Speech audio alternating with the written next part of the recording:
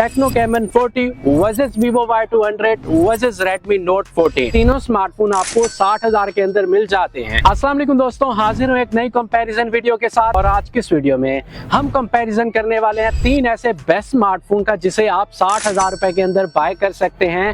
But question is there कि इन तीनों smartphone में से कौन सा स्मार्टफोन बेस्ट है जिस पर आपको अपने कीमती पैसे इन्वेस्ट करने चाहिए। सबसे पहले बात करते हैं इन तीनों स्मार्टफोन के प्राइसेस के बारे में। अगर आप ऑफलाइन मार्केट को देखते हैं तो इन तीनों स्मार्टफोन पर आपको तकरीबन 2 से 3,000 रुपए का डिस्काउंट मिल जाएगा। टेक्नो कैमन 40 है वो राउंड अबाउट आपको 57 to 58 के प्राइस सेगमेंट में मिलेगा। वीवो की बात करते हैं तो इसका जो 256 GB वाला वेरिएंट है वो भी आपको इसी सेम प्राइस सेगमेंट में मिलेगा। अगर आप रेडमी की बात करते हैं तो ये स्मार्टफोन आपको राउंड अबाउट 52 to 51 के प्राइस सेगमेंट में मिलता है। मतलब जो रेडमी का स्मार्टफोन है वो 5 से 6,000 रुपए सस्ता है इन दोनों स्मार्टफोन से। अगर आप डिजाइन एंड बिल्ड क्वालिटी को देखते हैं तो टेक्नो कैमन 40 का जो स्मार्टफोन है ये 7.3 mm की थिकनेस के साथ आता है। मतलब स्मार्टफोन काफी लाइट वेट, काफी पतला है और साथ ही इसकी जो डिजाइन एंड बिल्ड क्वालिटी है वो भी काफी प्रीमियर है। मोबाइल काफी अच्छा है और साइज में थोड़ा सा बड़ा है इन दोनों स्मार्टफोन से। अगर आप कंपेयर करते हैं 6.78 इंचेस का साइज आपको इस स्मार्टफोन में मिल जाता है। दूसरी साइड पर अगर आप वीवो को देखते हैं तो वीवो में ऑफ कोर्स यहाँ पर जो डिजाइन गेम है वो हमेशा से काफी स्ट्रॉन्ग होती है। वही चीज आपको इस बार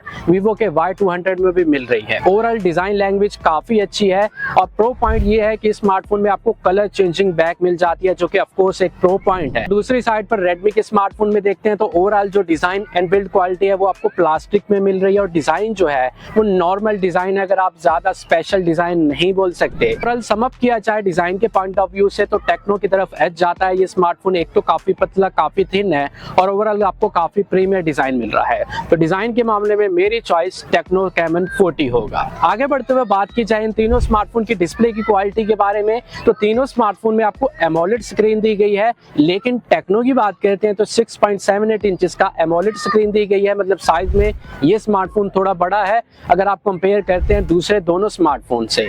रेडमी और वीवो के स्मार्टफोन में आपको 6.6 इंचेस का एमोलेड स्क्रीन मिलता है। अगर आप चिन टू बेजल की बात करते हैं तो जो टेक्नो का स्मार्टफोन है उसके जो चिन और जो बेजल है वो भी काफी पतले हैं और इस पर वीडियोस देखने का जो एक्सपीरियंस है ऑफ कोर्स बड़े डिस्प्ले होने की वजह से काफी अच्छा निकल कर आ जाता है। और तीनों स्मार्टफोन में आपको इन डिस्प्ले फिंगरप्रिंट सेंसर देखने को मिल जाता है और तीनों स्मार्टफोन में आपको ड्यूअल स्पीकर्स भी मिल जाते हैं। सो ओवरऑल डिस्प्ले के पॉइंट ऑफ व्यू से सम अप किया जाए तो तीनों स्मार्टफोन की डिस्प्ले क्वालिटी काफी अच्छी है। लेकिन सम अप किया जाए तो टेक्नो का जो डिस्प्ले है वो ज्यादा बेहतर है बड़े डिस्प्ले होने की वजह से और जो चिन और जो बेजल है वो भी काफी पतले हैं।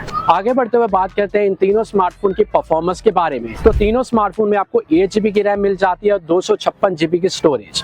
अगर आप रेडमी या वीवो की बात करते हैं तो इसमें आपको दूसरा वेरिएंट भी मिलता है 128 GB वाला। ऑफ कोर्स जिसका जो प्राइस है वो थोड़ा कम है अगर आप 256 GB वाले वेरिएंट से कंपेयर करते हैं। लेकिन अगर आप परफॉर्मेंस के बारे में मतलब प्रोसेसर्स के बारे में बात करते हैं तो तीनों स्मार्टफोन अलग प्रोसेसर के साथ आते हैं। अगर आप टेक्नो की बात करते हैं तो यहाँ पर आपको MediaTek Helio G100 का प्रोसेसर मिल रहा है जो कि ऑफ कोर्स आपकी डेली लाइफ प्लस अगर आप कैजुअल गेमिंग भी करते हैं तो उसको इजीली हैंडल कर लेगा। लेकिन अगर आप ऑन द अदर साइड दूसरे वीवो के स्मार्टफोन में देखते हैं तो यहाँ पर आपको स्नैपड्रैगन 685 का प्रोसेसर मिलता है जो कि आपकी डेली लाइफ में तो ठीक ठाक चल जाएगा। लेकिन अगर आप थोड़ा भी हैवी यूज करते हैं या अगर आप अपने स्मार्टफोन को कुछ साल यूज करते हैं तो ये प्रोसेसर थोड़ा स्लो होगा। लेकिन इस प्रोसेसर की एक खास बात यह है कि स्मार्टफोन को गर्म नहीं होने देता और दूसरी आपको जो बैटरी बैकअप है वो भी इस प्रोसेसर की मदद से काफी अच्छा मिलता है। ऑन द अदर साइड अगर आप रेडमी की बात करते हैं तो रेडमी में आपको MediaTek Helio G99 का अल्ट्रा प्रोसेसर मिलता है। अब ये प्रोसेसर और Helio G100 तकरीबन ऑलमोस्ट सेम है। तो अगर आप देख रहे हैं गेमिंग के लिए जिस पर 40 FPS अच्छे चल जाएं तो आप टेक्नो या रेडमी की तरफ जा सकते हैं। लेकिन अगर आपको लाइक डिसेंट बैटरी लाइफ मतलब एक कैजुअल यूज के लिए चाहिए तो आप वीवो की तरफ जा सकते हैं। बाकी कुछ एक्स्ट्रा AI फीचर्स के बारे में बात की जाए क्योंकि इन 2025 काफी स्मार्टफोन्स AI की मदद से अपने स्मार्टफोन्स को हाईलाइट कर रहे हैं। वो चीज आपको टेक्नो में काफी अच्छी मिलती है। लाइक सर्कल टू सर्च वाला जो ऑप्शन है वो भी आपको टेक्नो में मिल रहा है। इसके अलावा यहाँ पर जो एक्सटेंड बैकग्राउंड किया जाता है वो भी मिल रहा है। तो काफी ऐसे AI फीचर्स हैं जो कि आपको टेक्नो के स्मार्टफोन में दिए गए हैं। और वहीं पर अगर आप वीवो की बात करते हैं तो वहां पर भी आपको काफी हद तक जो AI फीचर्स हैं वो मिल रहे हैं। AI के पॉइंट ऑफ व्यू से अगर आप इन तीनों स्मार्टफोन्स में से सिलेक्ट करेंगे तो यहाँ पर मुझे जो टेक्नो का स्मार्टफोन है वो full AI feature pack smartphone लगा। तो यहाँ पर ऑफकोर्स जो एज है वो यहाँ पर टेक्नो कैमन 40 की तरफ चला जाता है। बाकी आपकी क्या चॉइस है, let me know in the comment section below. So आगे आगे बढ़ते हुए फाइनली उसी चीज के बारे में बात करते हैं जहां पर काफी ज्यादा लोग इंटरेस्टिंग होते हैं, मतलब इन तीनों स्मार्टफोन की कैमरा गेम के पॉइंट ऑफ व्यू से कौन सा स्मार्टफोन बेस्ट है, जिसके बारे में मेन आप जानना चाह रहे होंगे। यहाँ पर अगर आप टेक्नो कैमन 40 की बात करते हैं तो यहाँ पर एक एज पॉइंट ये है कि आपको 50 मेगापिक्सल के साथ OIS भी मिल रहा है, जिसकी मदद से आप लो क्वालिटी और नाइट में भी अच्छे शॉट्स कैप्चर कर पाएंगे। और साथ में आपको अल्ट्रा वाइड एंगल भी मिल रहा है 8 मेगापिक्सल का, और फ्रंट साइड पर आपको 32 मेगापिक्सल का सेल्फी कैमरा मिलता है। दूसरी साइड पर देखते हैं वीवो या रेडमी में, तो आपको 50 मेगापिक्सल का एक मेन सेंसर मिल रहा है और साथ में 2 मेगापिक्सल का बुके सेंसर मिल रहा है। मतलब दूसरे दोनों स्मार्टफोन में आपको कोई अल्ट्रा वाइड एंगल सेंसर नहीं दिया गया और ना ही आपको OIS मिलता है। लेकिन अगर आप सेल्फी के पॉइंट ऑफ व्यू से देखते हैं तो यहाँ पर वीवो की जो सेल्फी है वो काफी अच्छी है अगर आप इन तीनों स्मार्टफोन में सिलेक्ट करते हैं। और वीडियो रिकॉर्डिंग की बात की जाए तो टेक्नो के स्मार्टफोन से आप मैक्सिमम 2K की रेजोल्यूशन तक वीडियो बना सकते हैं, जबकि वीवो या रेडमी में आप मैक्सिमम